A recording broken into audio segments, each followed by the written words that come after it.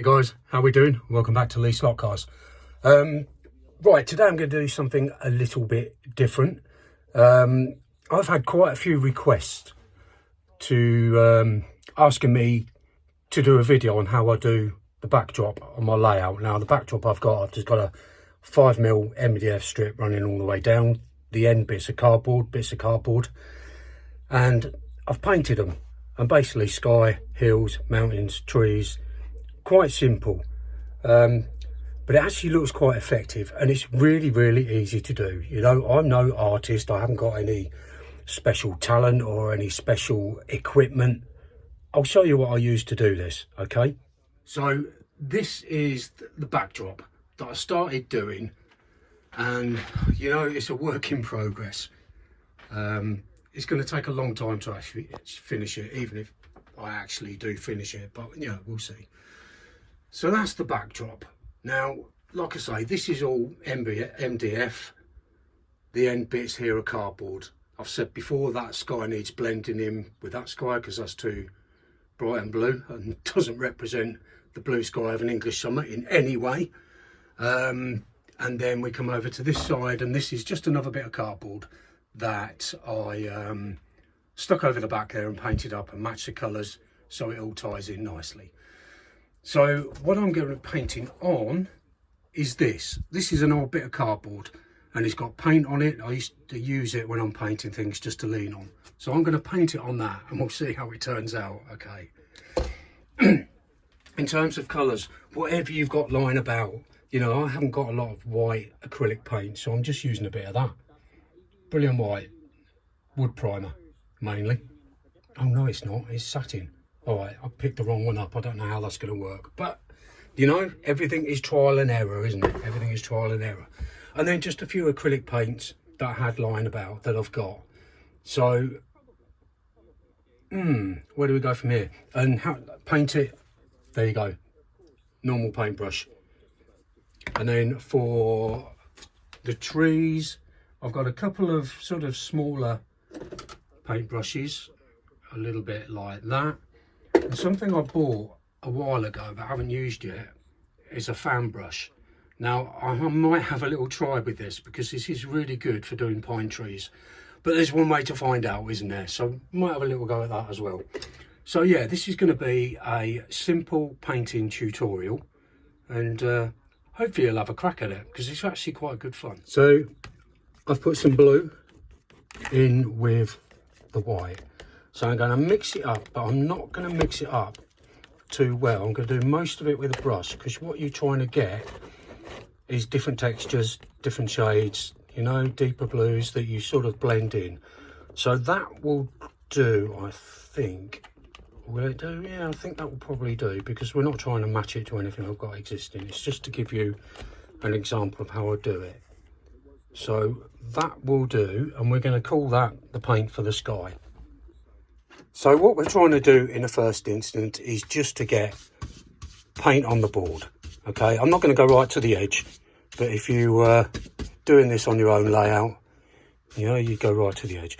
You've got to look roughly where the horizon is, and for this we're just going to say, right, we're going to do it halfway, okay? Roughly halfway, that's going to be horizon line. Now I have actually mixed this paint in too well, so it is all coming up blue, but it's not a problem. It's no problem at all. And just dab it on. There's no right or wrong here. You just have to get that first load of colour onto your surface, whatever it is you're painting. The beauty of doing this is that you can work with it, so you don't actually have to wait for it to dry. Because when it's wet, the paint's wet, it blends in, so that's when you get your different shades and colour. Now I'll just get my painter's palette out. Yeah, you'll see this is an old plastic chopping board. You see, I don't buy anything I don't need to buy. This came home from university from my daughter, and she didn't need it anymore. And I thought, you know what, I know just the job for that. So we're going to tap into a bit of the actual blue. And this isn't mixed with anything, but it'll obviously pick up with some of the white that I've got on the brush already. I'm just going to dab it on in the first instance, and it looks a mess, I know, granted it does look a mess, and it doesn't look like sky, but once you've done that, you can work it in and start blending it in with the rest of the colour. Bearing in mind I'm doing this one-handed as well, because I haven't got an easel, I haven't got anything to put my phone on. So I'm going to start working that in now and just trying to get different shades, and it helps if you do like a little circular motion, like so. And a little circular motion, blend it in but not completely, so you've got highlights. Blend, dab and tap it out. Then you get different shades of blue in the sky. Now what we'll do shortly is we'll come back to that when it's just a little bit drier, and we'll put some impressions of having some clouds in there.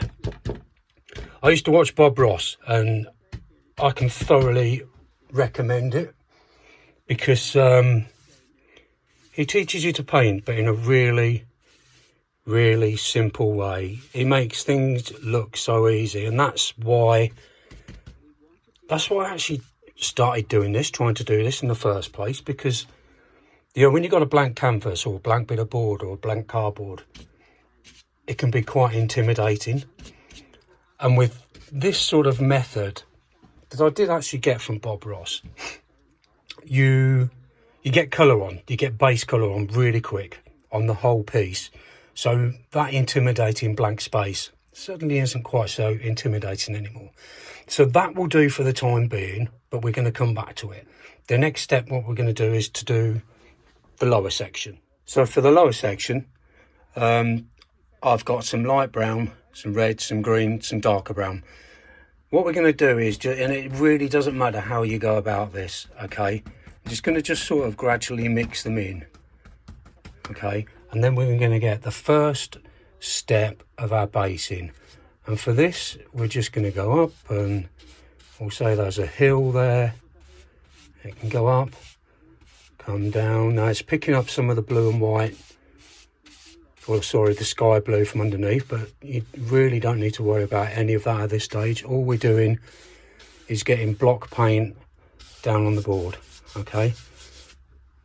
And then we'll come back again, put a bit more. Now what I will do with mine is I always put the darker colours at the top, okay? So we've got the darker colour at the top. The next stage, I think we'll probably have, let's say it can sort of go up in that direction a little bit, up there. Okay, so we'll keep it like that for the time being. And now I'm going to apply some lighter colour. So I've popped a little bit of yellow ochre onto the palette. I've made a bit of a smudge mark there. So we'll just mix that in and you get a bit of a lighter colour. So we come back in here, and it depends how you want your scene to look, okay? Now I'm going to come down here, follow the line at the bottom, and drag that over. Ignore the edges. I'm going to keep the edges rough and ready. You know, this isn't a framed photo.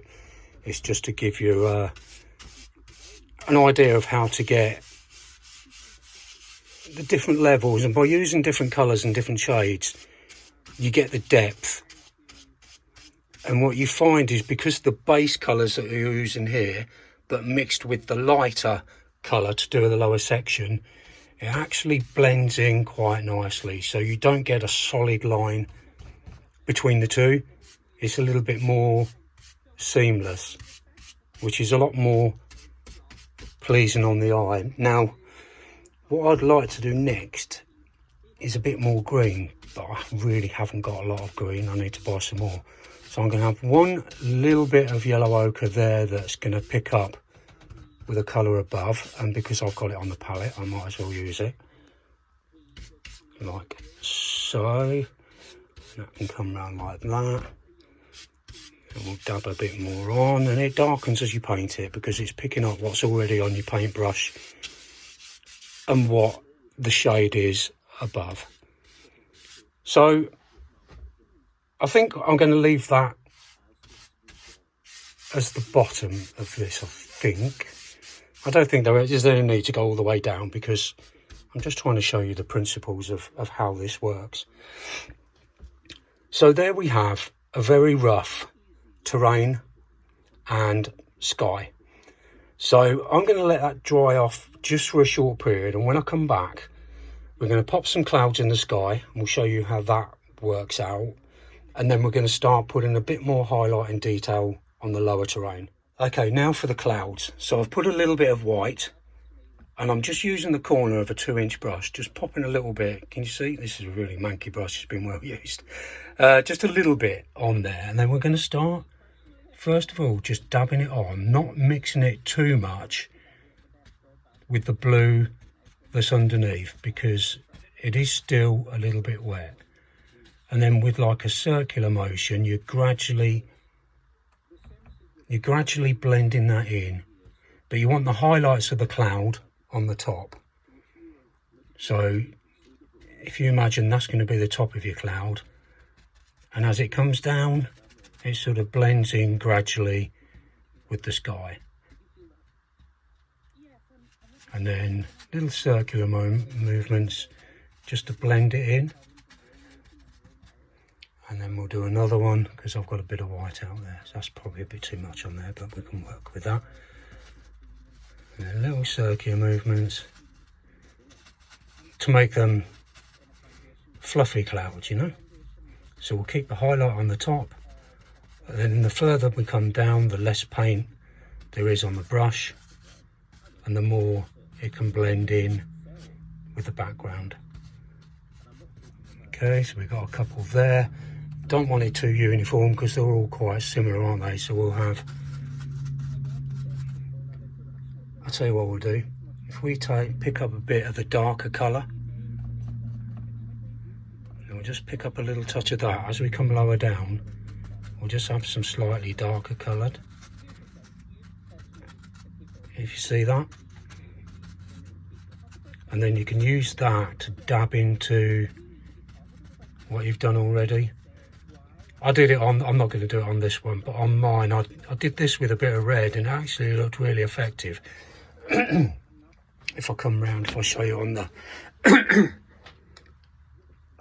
So you can see how they've got just little red touches in the clouds. I think that looks quite effective, but for now we're going to go for a slightly more cloudy day, the sort that we're used to in this country. So I'm going to do a bit more of the dark because I quite like the way it's going. That's too much. That is too much there, but we, you know, nothing is a problem. As Bob Ross would say, there aren't mistakes, there's just happy little accidents. Yeah, anyway, enough of that. I'm not Bob Ross. So you get the idea? You get how it works. I think we'll just do a little bit more up here for now. It's quite hard to do this because I'm finding that I'm watching what I'm doing on the camera and not actually on the board. But there you go. So that's the start, and then just lightly just brush over it, just so everything sort of blends in and nothing looks too... That's better, that's lovely. So you're just trying to leave the highlighted area, but just blending everything else in where you can. And that gives you an idea how you do the sky and clouds. Now, you know, it's not perfect. It's really not perfect because it's quite difficult to actually do it in this position. But I'm not complaining, So what else do we need? Well, we need some trees. Trees are really easy, okay? You start off by doing the base. So where do you want a tree? So we have one here. We'll say we're going to start one lower down, so the trunk is going to be a bit thicker. Now, it doesn't matter. This doesn't have to be perfectly straight because you're not creating a photo. you know, you're creating a background that you sort of get a glimmer of, or you see a little bit of. So just do whatever you feel about getting the basic shape of a tree in, okay? And it looks rough, doesn't it? But it doesn't matter. It doesn't matter if it's patchy. Doesn't look at this stage, it doesn't matter, because what we're going to do is come back to this. Actually, it's pretty crap, but there you go. We'll go with it and we'll see how it turns out. So I've done that. What I'm going to go with now is back to this 2-inch brush, and you see, I'm actually pushing in the paint like this, and I'm going to go back onto the canvas and just do dabs like that. Okay, can you see? You're just dabbing the outline, then we'll come back, pick up. It's just the paint, I haven't mixed up anymore. It's just the dark stuff that I had, mixing in a bit of yellow ochre here and there, just to give you the basic outline of the leaves on the tree. And we'll come back, get a bit more paint, and I'm dabbing it sort of downwards, okay, dabbing down. I've nearly run out of paint, so I don't really want to be getting any more out at the minute, but it doesn't matter if it goes thick in places. You know, we can work with that. And when you're doing bushes at the base, it's exactly the same principle. Now this is actually quite dark down here, so I'm going to try and pick up, if there's any left, just a bit of that brown. So if you're going to have bushes, say you want bushes around the tree, okay, dab. Once again, dab, dab, dab, dab, dab, dab. Because what you're going to do is put some highlight on that, and that's when you really get the most of the effect. Okay, so in terms of a tree, it's simple. You do a basic structure with the trunk, and then the leaves, you literally just dab. Because you're not painting individual leaves, you're painting an impression of a tree full of leaves. So what I'm going to do now is try and squeeze a bit more green out for the highlights. Okay, now luckily I found a tube of sap green, so I'm going to use that now, and exactly the same way that I did the leaves. I would normally let this dry just a little bit, but I'm hoping you'll get the right effect as you start putting highlights back on. Now what I would do normally is to have a couple of different shades of green, you know, so I'd have a couple of shades, maybe a bit of dark tapped into it as well, because obviously, you know, trees aren't all the same colour, leaves aren't the same colour, and also you've got to think about where the sun's coming from and where the shade is. So where the brighter leaves are going to be in the sunlight compared to where the darker leaves are in the shade. So there we go, we have a tree. I've got enough paint left on this to do the same with the bushes. Probably, I would say just about, but it needs something lighter just to bring that up. I probably need to get a little bit more green. Okay, I've got a little bit more green out. I'm sorry, I'm being really tight with my paint because I haven't got a lot of these colours left. So there you go. So just popping some highlights on there. That looks better actually. That's standing out a bit better. I like that. And you're dabbing. Simply just dab, dab, dab all the way along, and then you blend it at the bottom of the tree a little bit, you know. Just sort of blend that all in so it's not a square end to the trunk. Okay, and you notice I haven't washed this brush. So I've used two brushes, one for the sky and the clouds and one for everything else, because all the colours blend in and mix together anyway. So we have basic bushes, basic tree. What you can do then is to go on and pick out highlights. So on some of the backdrop that I did, I put little specks of blue, so they were like bluebells going on the moors.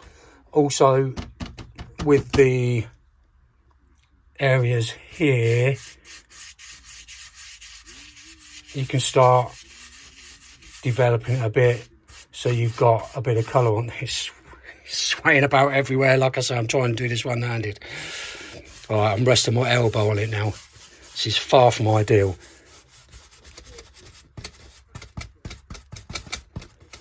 I should have really done that before I did the bushes, but there you go.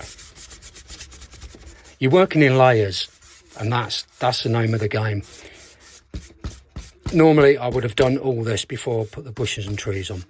But you see what I mean, see what I'm trying to do. So then you start building different levels, and immediately your eye is drawn to the front with this blending into the background. And you know that there's loads of other stuff you can do. You can put a darker ridge along here and maybe pop some trees in there. You know, obviously scale, these are going to be further away, so you can pop some little trees in there. Well, let's have a go. For this, I'm going to use, this is a darker brown. And I don't mind using this because I've got plenty of it. So we're going to just put, let's see if we can get this right, little dabs.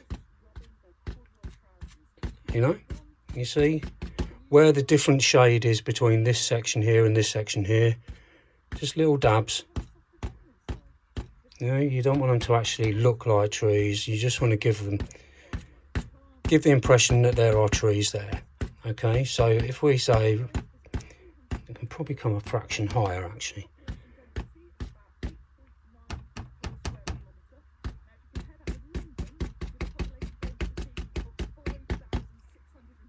And if you go below this line, you can simply blend across to reform that, and it puts a few highlights in it while you're doing it. So you just work it. You're just working with it constantly until you're happy with the end result. And if you know, if you don't like how it's looking, it's not a problem, because you literally just paint over it again. You can put some highlights on there, but you don't need to put too many on, because at the distance they wouldn't really show up that much anyway. And I've got a green paint on this excuse me, brush now, but it doesn't matter. Just to finish the line off, we'll go across. So that gives just a faint impression that there are trees there. The light's not brilliant, so you probably can't pick it up too well. That will give you the basic format. Now what I'm going to try and do now, if this goes wrong, it's not my fault because I've not done this before. So I'm going to try and do a pine tree using that fan brush. Right, so to start off with, I'm going to use this dark paint that we had. I'm going to load up the fan brush, and we'll say we're going to have a pine tree about here, I would say. Once again, like with the previous tree, all you're trying to do is to give shape. And then what you're doing is put it, and I like this.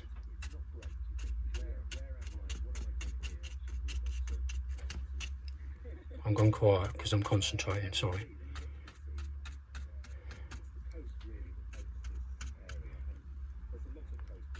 Okay, I think if I had a bit of practice with this, I could actually make this work quite well. I like that. What do you reckon? What do you reckon to that? It was Hobbycraft, and it was about £3.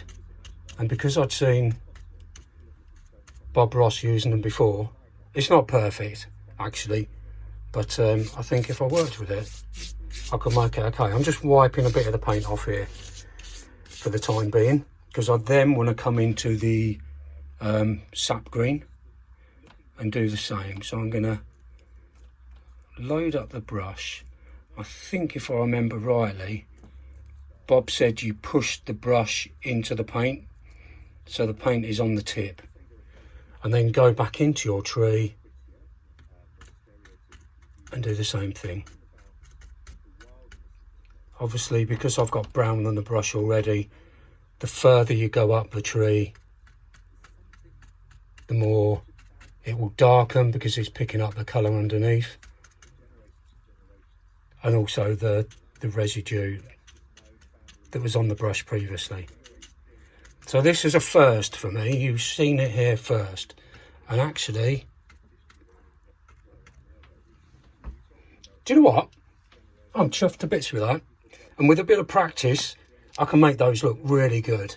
And I think an ideal place for a little pine forest might be at the end here, coming around here with some pine trees, fir trees, or whatever you call them. So yeah, all in all, that's not too bad. So there you go. Time is running away with me a little bit now, so I need to sort of bring this to a close. But I hope you see the basic principles that are involved here. The first thing, get your paint on the board. You know, whatever it is, whatever your medium is. Cardboard is absolutely fine for a backdrop. You know, you don't need to. Wood is so expensive. You know, you don't need it. Cardboard, we bought a new TV, so we had a massive box, so I've got plenty of it. Well, that is running out. You get in to get the depth, darker at the top, gradually work lighter. And then down here, you know, you can put more bushes going all the way across here. You can highlight it more with lighter greens, yellows, and colours, blues, reds, if they're shrubs or flowers. What are flubs? And with the trees, you get in the basic shape of a tree, dabbing on the darker, and then picking out the highlights after. But you can use any colour to highlight. You know, you can use reds, purples, yellows. Trees come in so many different colours. Let your imagination grow wild. And as with a fir tree, well, for a first attempt, I'm actually really pleased with how that looks. And I'm going to do a lot more of those. I really enjoyed it. So that is me, hopefully giving you some idea on how to paint a backdrop. The thing is, be confident. Don't be intimidated by it, because I'm not an artist. I just have a go. And if it goes wrong, what's the worst thing you can do? Paint over it, start again. But whatever you paint, whatever you paint, you can always paint over it. So if you're not happy with this shape, or you wanted like a cliff or a mountain coming up here, you can add it.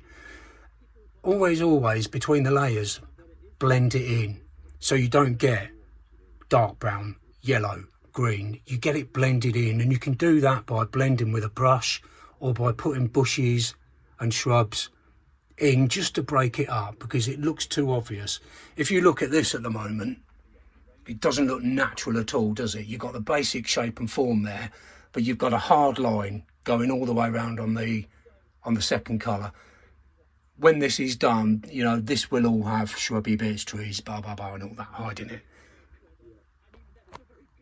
So the other thing you can do, I use an old scalpel, an old rusted scalpel, is you can just go into this, you know, and scratch some